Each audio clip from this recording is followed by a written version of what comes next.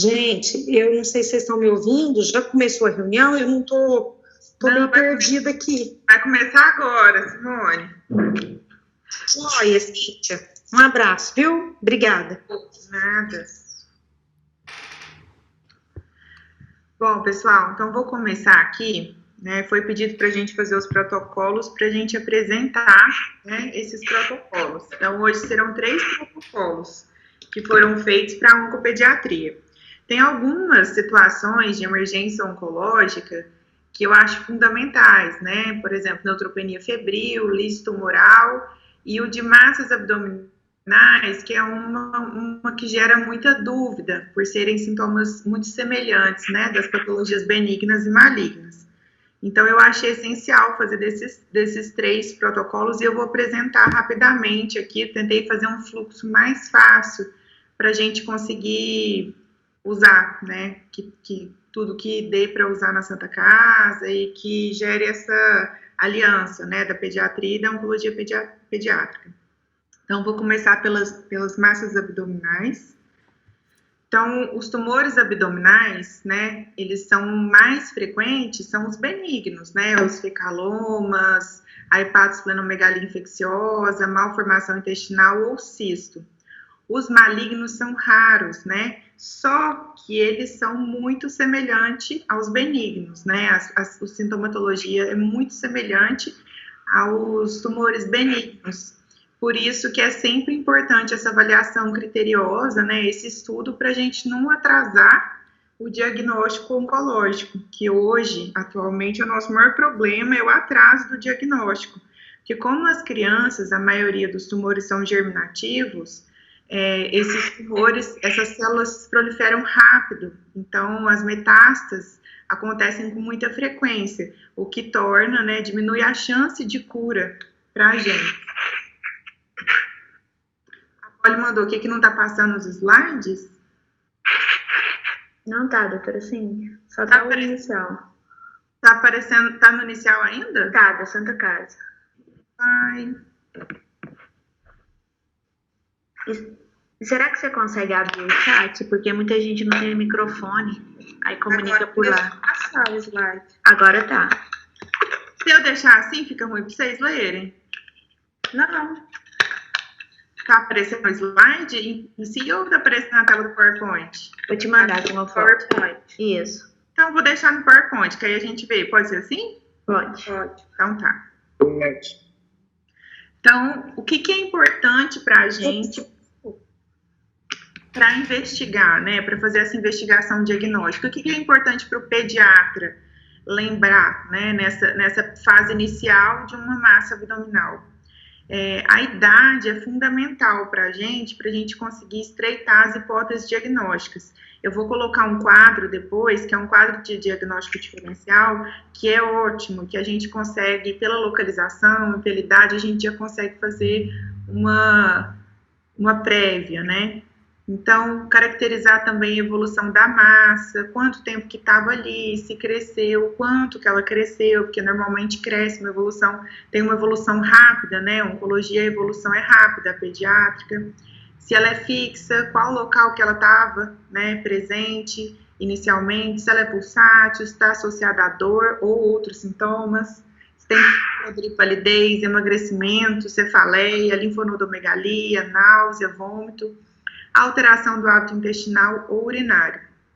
Verificar se tem história prévia de trauma e se tem outros antecedentes médicos relevantes, né? Se tem ultrassom prévio para a gente avaliar se ela está crescendo, a história familiar, se adolescente feminina, caracterizar também o ciclo e a possibilidade de gravidez.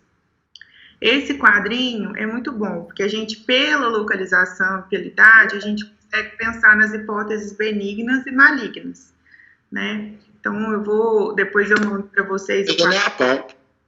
Não dá para ler? Sim, acho que é melhor tentar projetar com o slide que aumenta. Agora eu aumentei aqui no celular, deu para ver. Deixa eu ver, é porque não passa o slide, se projeta. Vê se deu certo. Não, eu aumentando aqui na tela do celular, dá para ver. Mas também tem nos protocolos que eu te mandei. Ô, João, depois eu mando no grupo, né? Já tem no grupo também há algum tempo, mas eu reenvio para todo mundo conseguir visualizar. Apareceu a tela ou não? Apareceu a tela, sim. Ah, então tá bom. Passou o slide? Não. Passou aqui. Tá no quadrinho de diagnóstico diferencial. Tá no quadro. Ah, ele tá com delay, então, para passar mesmo. Vou voltar do outro para conseguir apresentar a aula. Mas só para a gente lembrar, então, os malignos mais frequentes são os neuroblastomas e o tumor de Wilms. São os dois mais frequentes malignos, né? Mas os benignos ainda são a maior causa de massa abdominal na infância, tá? Então, na investigação diagnóstica, o exame físico é importante, porque o paciente oncológico, muitas vezes, ele não vai ter só a massa abdominal, né? É um paciente que ele é mais rico no exame físico. Pode, sim, ser só a massa abdominal, mas outras vezes pode alterar a pressão arterial, se for também um neuroblastoma, sinais vitais, né? Ver a presença de linfonodomegalia, né? Então, avaliar toda essa sintomatologia, desde a febre, né, associar com sudorese, e o paciente oncológico, normalmente, ele vai ser mais rico, né? Observar também a consistência da massa, se ela é fixa, se ela é móvel, a localização e se ela é dolorosa. Nem sempre é necessário a gente pedir exame, né? Tanto a tomografia quanto a ultrassom. Às vezes, por exemplo, se for uma constipação, um fecaloma, a princípio não precisa realizar nenhum exame, né? A gente pode também levar isso para um outro serviço que a gente, por exemplo, não teria, né? Os exames de imagem, né? Às vezes no pronto-socorro que os residentes forem trabalhar. Então, inicialmente, você tem que conseguir fazer todo esse exame clínico do paciente, você já consegue dar uma triada no que realmente precisa de exame, né? Avaliação laboratorial, citando o Júlio aí, que explicou esses dias, contou pra gente que chegou um caso de um paciente com uma massa tumoral que era um fecaloma, né? E que eles mandaram como massa tumoral, não precisou nem de fazer uma tomografia para perceber que era um fecaloma.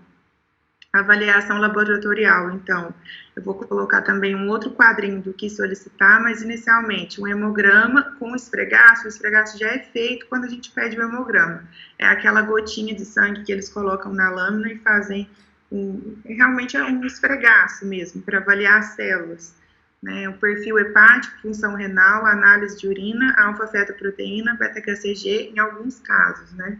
Alfa-fetoproteína e beta-HCG em casos selecionados, porque a gente são tumores, por exemplo, o tumor de célula germinativa, que a gente pensaria mais na parte de ovário, né, ou ali dos tumores da região da região de sexual da feminina. Os exames de imagem, então. O nosso exame de imagem de escolha é o ultrassom abdominal, né, por ser pouco invasivo. Não tem problema da radiação, e em grande parte a gente consegue identificar a localização da massa e caracterizar a massa, né. Se for um quadro oncológico, aí a gente vai pedir uma tomografia ou ressonância, né, daí já é uma avaliação minha e do Aldir. Mas, inicialmente, o ultrassom já ajuda a sanar essa dúvida, pelo menos fazer essa triagem inicial. Esse é o quadrinho da investigação, dos exames de investigação que eu falei antes, né? Então, o hemograma vai ajudar a gente a ver se tem anemia, leucopenia, plaquetopenia, e dependendo do resultado dos exames, a gente consegue triar, né, para o que a gente vai suspeitar na parte oncológica. O DHL, né, que vem bem alterado no linfoma, a urina para ver se tem hematúria, que o tumor de Wilms pode desenvolver bastante hematúria, o VMA e o HVA, que é o ácido vanilmandélico, que é o ácido homovanílico, que está elevado no neuroblastoma e no feocromocitoma, né, que por isso que a gente faz a avaliação da pressão arterial. E esses são aquele que fica 24 horas, aquela urina de 24 horas que a gente pediu para o menininho da suspeita do hemangioma, que a gente suspeitou de um hepatoblastoma ou de um neuroblastoma, né? Então, a alfa-fetoproteína, o beta-HCG, que pode ser um hepatoblastoma, ou um TCG, né? A beta-HCG para adolescente, feminina, gravidez, ou um tumor de célula germinativa. A radiografia de abdômen, a gente pode ver as calcificações, né? Neuroblastoma, que são tumores que possuem algumas calcificações, neuroblastoma, teratoma e hepatoblastoma. E a ultrassonografia de abdômen a gente vai ver dependendo da região mesmo, a localização na região, igual aquele quadrinho anterior que eu mostrei. E o tratamento ele vai variar de acordo com o diagnóstico, né? Então, é importante comunicar ao oncologista pediátrico e a gente avalia. Agora eu vou falar um pouquinho do protocolo de lise tumoral.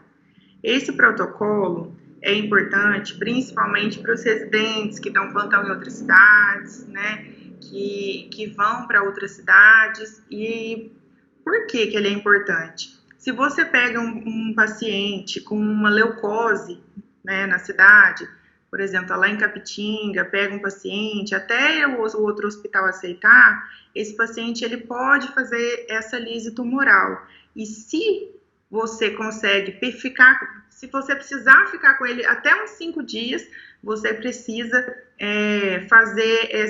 fazendo esse tratamento, essa hiperidratação, sabendo manejar esse paciente, você consegue salvar a vida dele, né? Então, o que é uma lise tumoral? É um conjunto de alteração metabólica, né, que é apresentado por paciente neoplásico por necrose tumoral espontânea. Ele acontece com mais frequência na leucemia, né, que tem a leucose, quando o paciente chega com 200 mil leucócitos, 100 mil leucócitos, né, então acontece mais nas neoplasias do sistema hematopoético, leucemia, linfoma de Burkitt, ou também em grandes massas tumorais, né, que a gente fala que é um bulk de doença, uma grande massa, e ela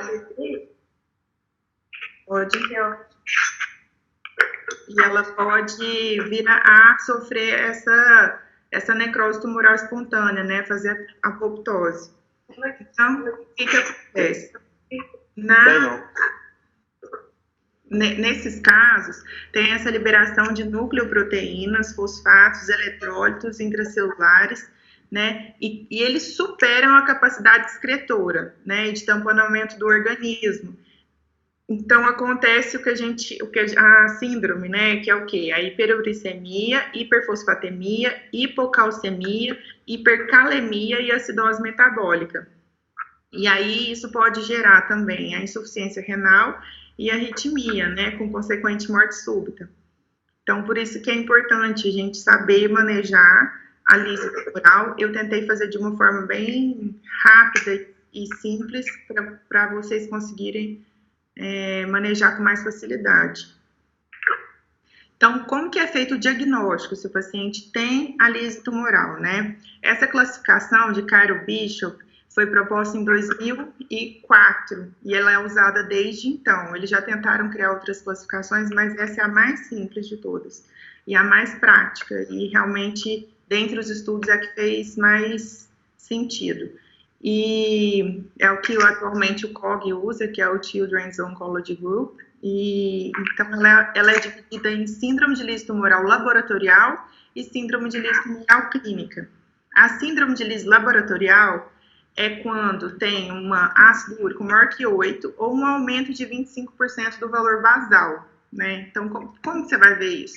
Se o paciente, quando o paciente chega de um dia para o outro, ou daqui 3 dias, né, após 3 dias, ele cresceu 25% do valor do ácido úrico primário, né? Hipocalcemia, então, cálcio menor que 7, potássio maior que 6, fosfato maior que 4,5, ou todos esses com maior que 25% do valor basal. A clínica, a síndrome de lise tumoral clínica, laboratorial associada à insuficiência renal aguda, arritmia aguda, morte súbita e convulsão. O quadro clínico, então, pode ter náusea, vômito, astenia, lesão renal aguda, arritmia secundária, hipercalemia e hipocalcemia, convulsão e tetania, calcificação ectópica e ascites, né? Então, a laboratorial, para a gente caracterizar o paciente que tem a laboratorial, a gente precisa de 2 desses 4 critérios.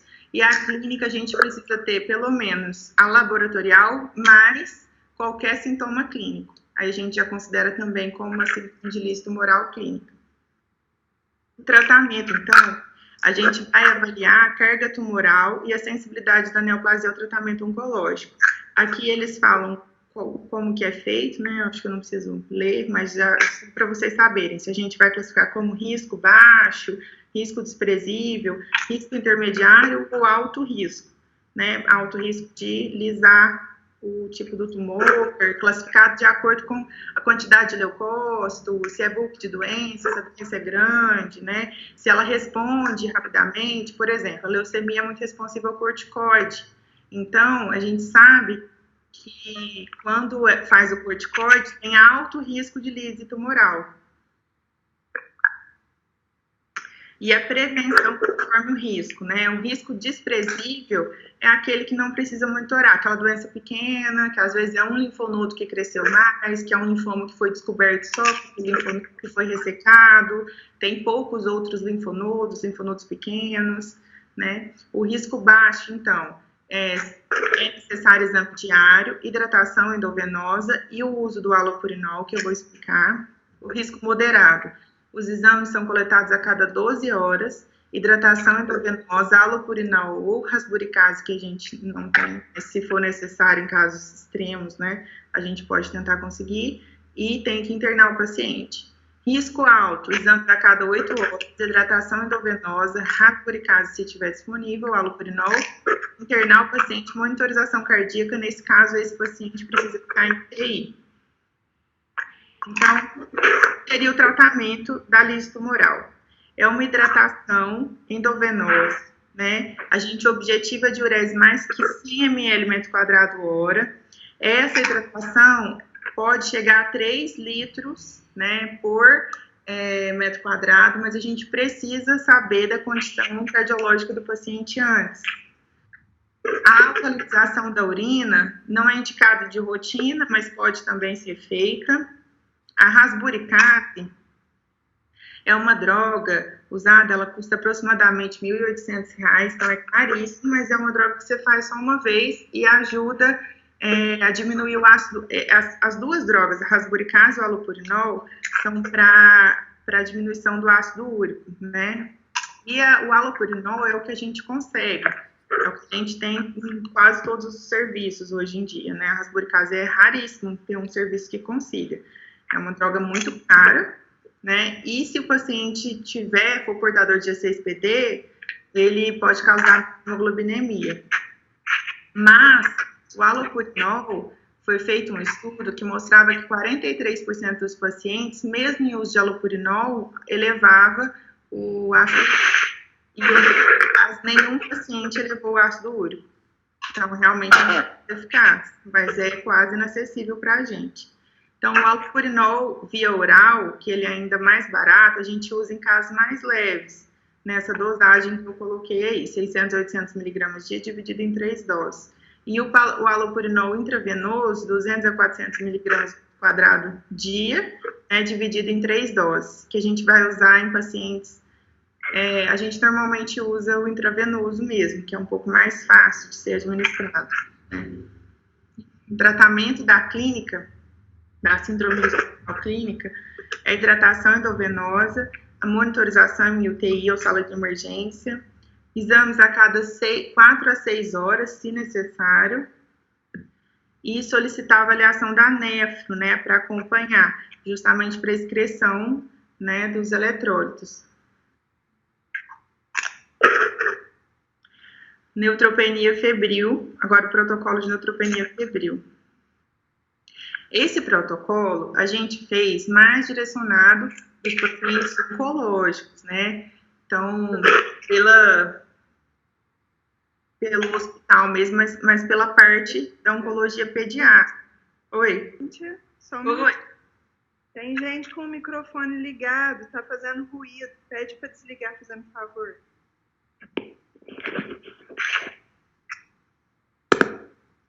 Ah, eu comendo pipoca. Peraí que eu vou desligar, que eu tô comendo pipoca, é um ruído, ó. É esse? É, você mesmo. Beijo.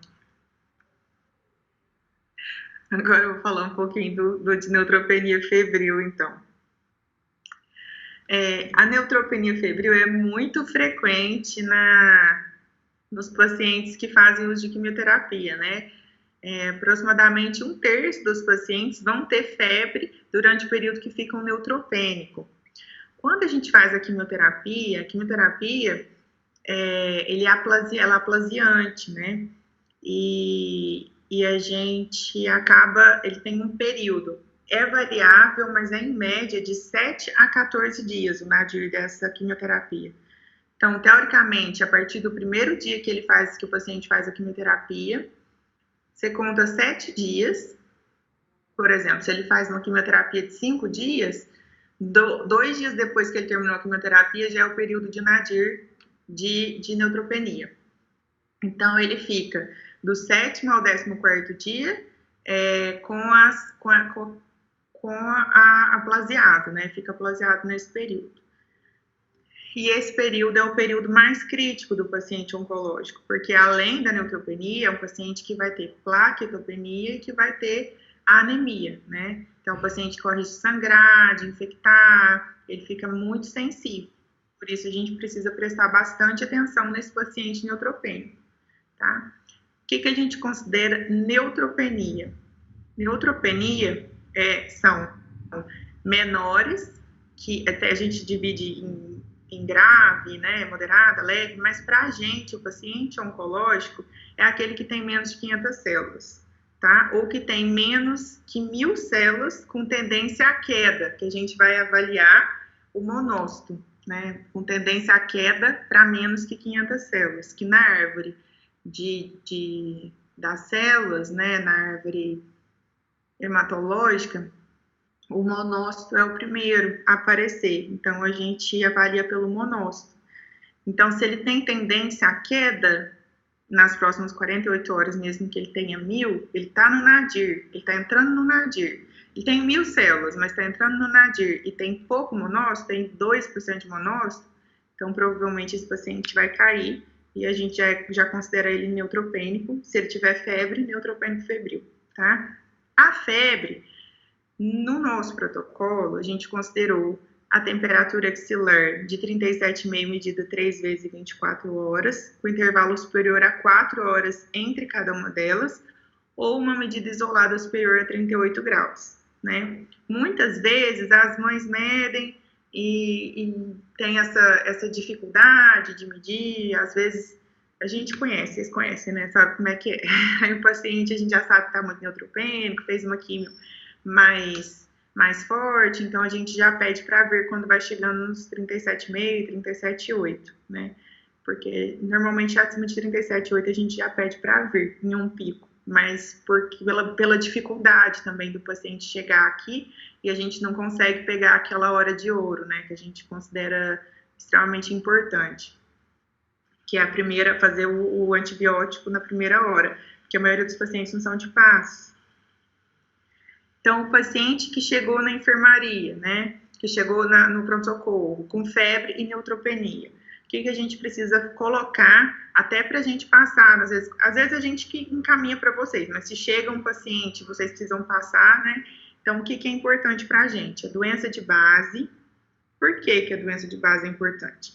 Porque ali na doença de base, a gente vai saber o protocolo que aquele paciente faz de tratamento, é um protocolo mais forte, é um protocolo mais fraco, né? A gente sabe ali, adjunto com a quimioterapia recebida, né, o intervalo de QT, a gente já consegue prever se aquele paciente vai ficar muito tempo neutropênico, porque eles acabam passando desse nadir, ou se ele já tratou várias vezes é uma leucemia recidivada, esse paciente tem mais dificuldade a medula fica cansada com o tempo, né? Então, ele não sobe tão rápido quanto os outros. A quimioterapia recebida, tem quimioterapia que é mais aplasiante que outras, tem quimioterapias que são mais prejudicam, né? A aplasia mais o leucócito do que a hemoglobina, ou mais a plaqueta que o leucócito, né? Varia muito de quimioterapia. Tem quimioterapia que nem a aplasia faz, então a gente precisa avaliar isso. O tempo esperado de neutropenia, os antecedentes epidemiológicos familiares de infecção, profilaxia e tratamento de antimicrobianos recebidos nos últimos 30 dias, contato com outras pessoas doentes, viagens, se tem dispositivo invasivo, se fez cirurgia prévia e se tem internação prévia, né, principalmente por motivo infeccioso. O exame no paciente neutropênico tem que ser muito cuidadoso e exaustivo. O paciente não tem neutrófilo, né? Então, ele muitas vezes vai demorar para aparecer alguns sintomas, né? Ele demora para, por exemplo, às vezes ele faz uma pneumonia, às vezes o primeiro raio-x dele não aparece nada, depois faz um grande derrame, a hora que vai voltando o neutrófilo, né? Então, tudo no exame físico do paciente é vital para a gente.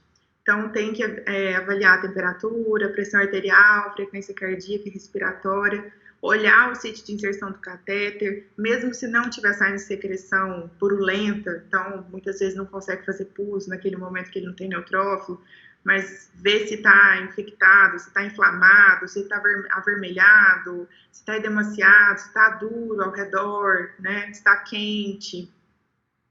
Ver a pele, os tecidos moles, a região axilar e perineal e a orofaringe.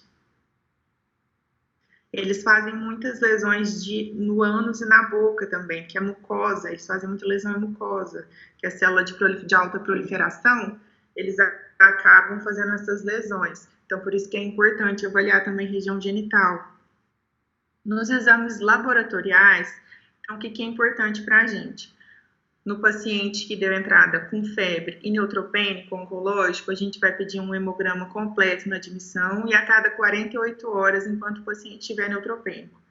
Prova de função renal e hepática na admissão e uma vez por semana. O PCR, né, que tem forte correlação com o risco de infecção bacteriana invasiva, e ela aumenta a partir das 8 horas do início do processo infeccioso e alcança o pico de 24 a 48 horas.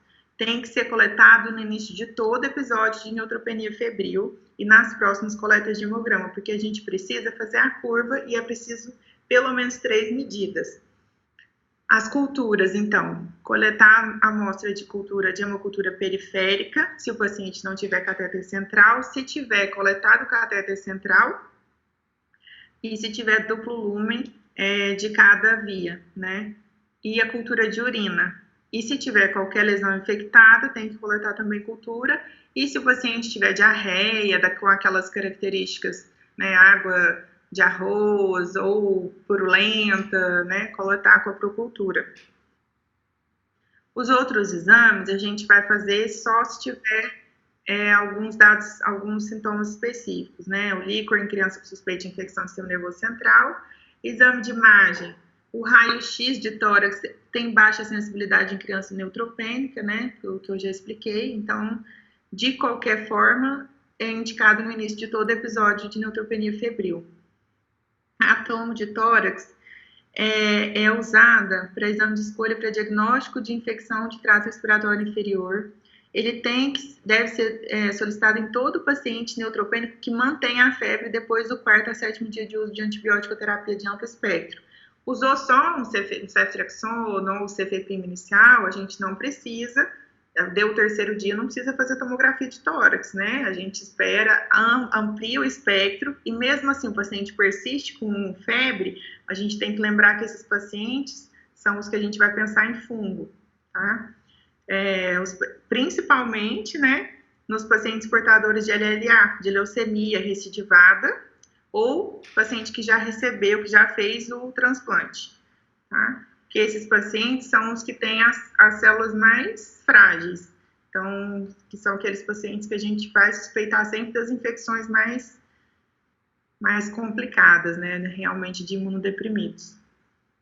TC de abdômen, se a gente suspeitar de tiflite, lembrar que é muito comum em paciente aplasiado, e ultrassom abdominal para acompanhar os episódios de tiflite. O que é isso? Tiflite? Não sei o que é isso, não. Tiflite é colite neutropênica. É uma inflamação do intestino quando o paciente está neutropênico. Obrigado.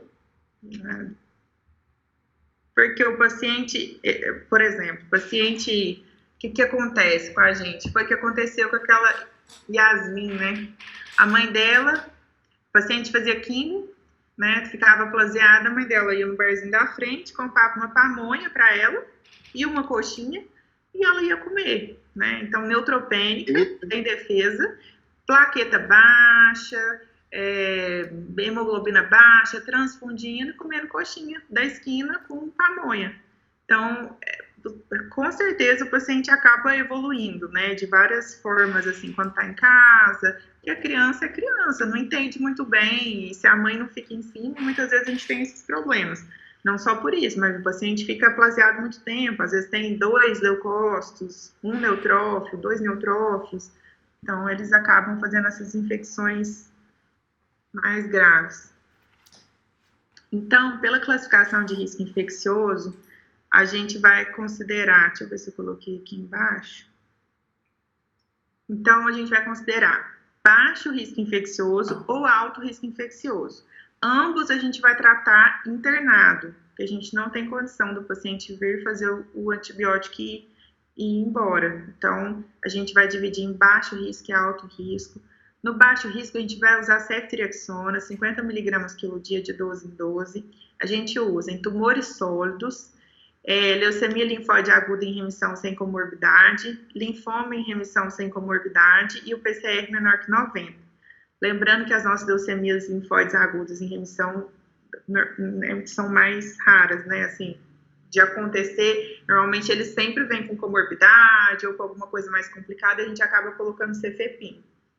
Mas os de alto risco infeccioso, a gente vai usar o cefepime, 50 mg quilo dose, de 8 a 8 horas, e são aqueles com LMA em atividade, LLA restrivada ou refratária, LLA em atividade ou com comorbidade, linfoma em atividade ou com comorbidade, tumores sólidos com comorbidade ou que tenham recebido altas doses de quimioterapia, né? E a gente, esse tipo de quimioterapia, realmente eu e o Aldir que vamos saber avaliar melhor, né?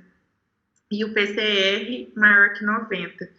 Então, a gente tem uma regrinha mais ou menos assim. O tumor sólido, a gente acaba entrando com ceftriaxona, neuroblastoma, tumor de Wilms, e os tumores que a gente considera líquido, né, que é a leucemia, as leucemias e os linfomas, ou aqueles que usaram protocolos mais fortes, aí a gente acaba entrando com o cefepime. Ou, às vezes, aquele paciente que já tem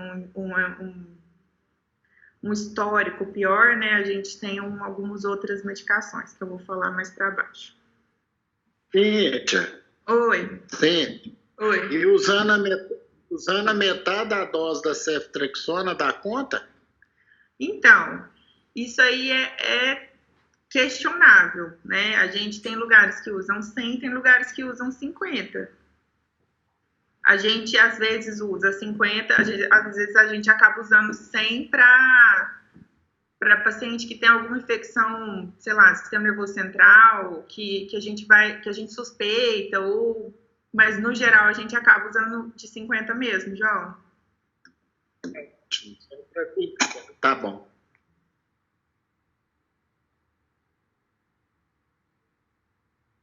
Quando iniciar, indicar o uso da vancomicina, então, né? No início do episódio febril, aquele paciente que você já coloca cefepime e avanco. Quando tem quadro séptico evidente, quando tem infecção anterior, né, nas últimas 12 semanas por estáfilo resistente a oxa ou pneumo resistente à penicilina, infecção documentada de pele ou de catéter, em uso de quinolona para profilaxia, porque às vezes a gente acaba usando, por exemplo, uma quinolona para paciente com osteosarcoma que vai ficar muito tempo. A quimioterapia do osteosarcoma, ela é mais forte, né? São quimioterapias em doses altíssimas.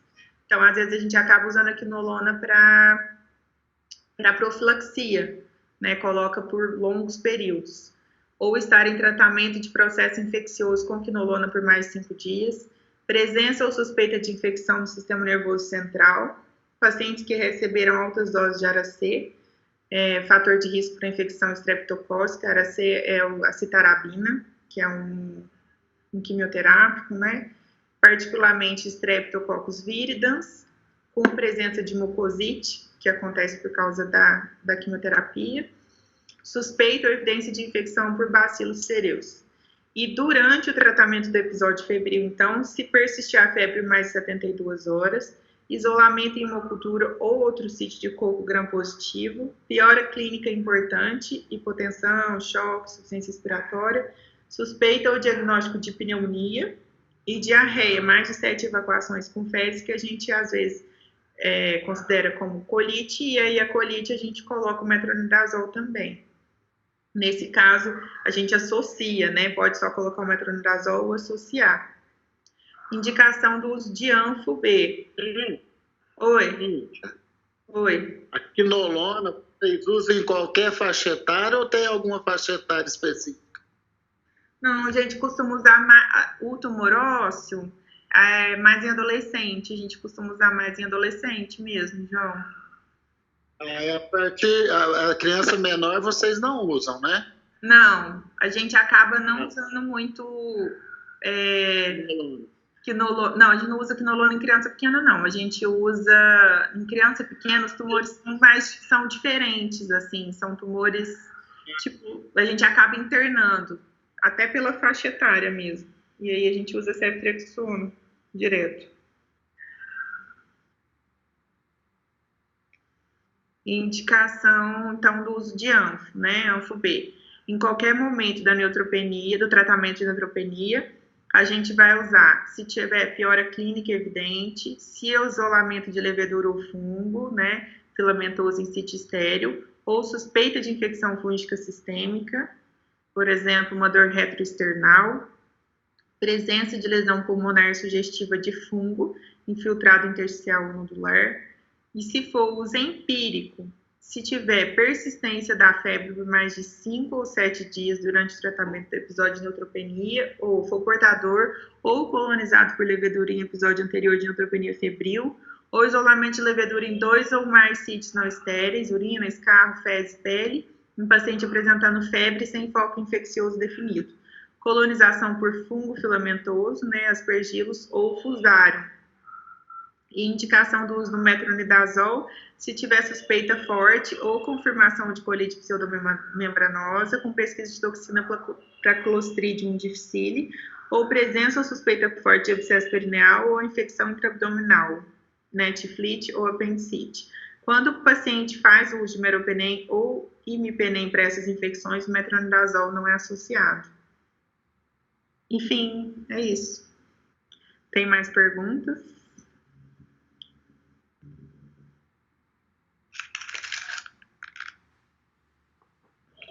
Gente, Oi. sim, vou te falar.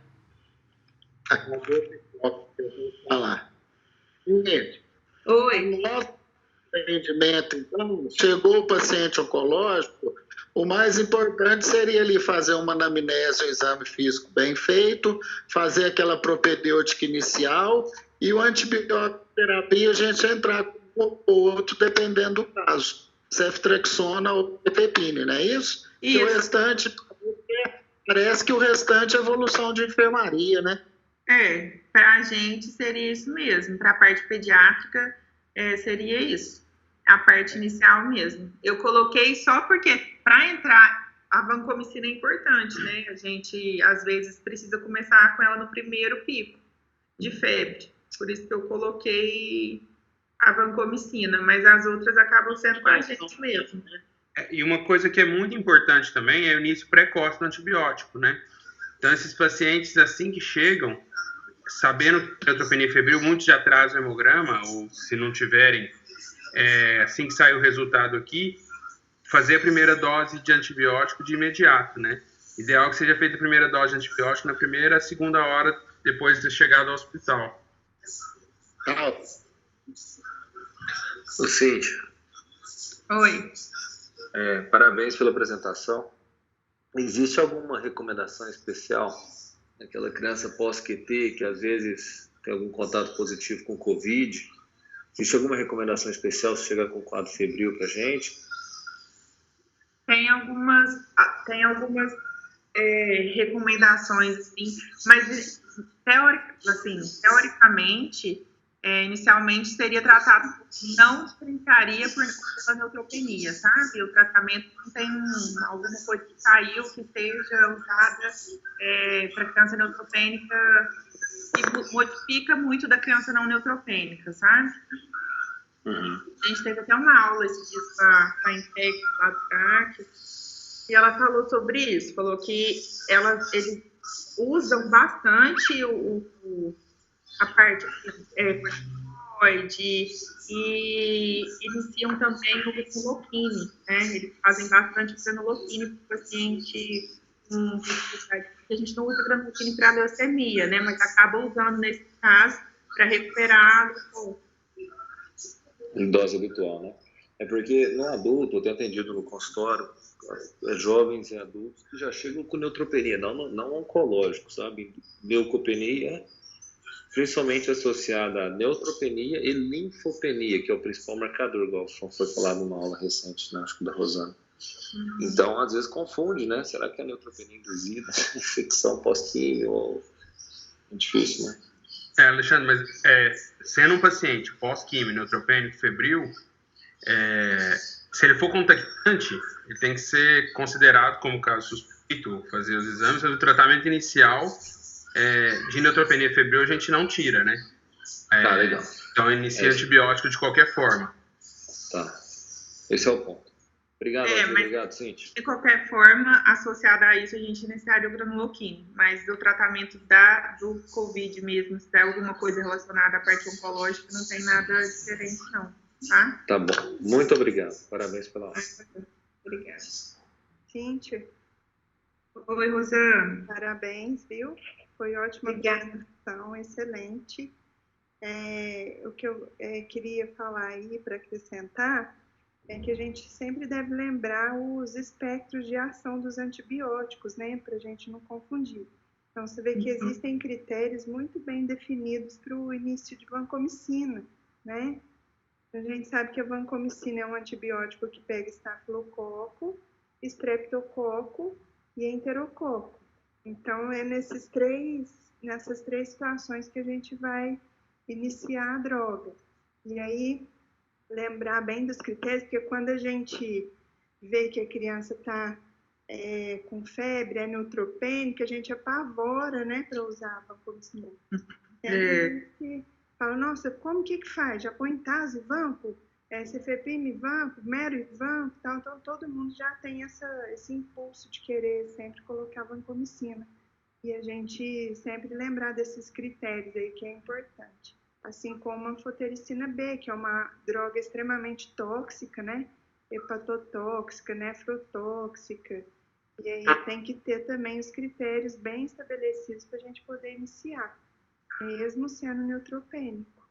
A gente tem que sempre racionalizar, porque são pacientes que vão usar antibiótico por um tempo muito longo, né? Muito prolongado, diversas internações. Então a gente tem que racionalizar bem o uso. Isso mesmo. Precisa racionalizar muito bem, até porque a grande maioria das infecções do paciente neutropênico febril é por gram negativo, né? Então, por isso, inicialmente, a gente entra com as cefalosporinas mesmo.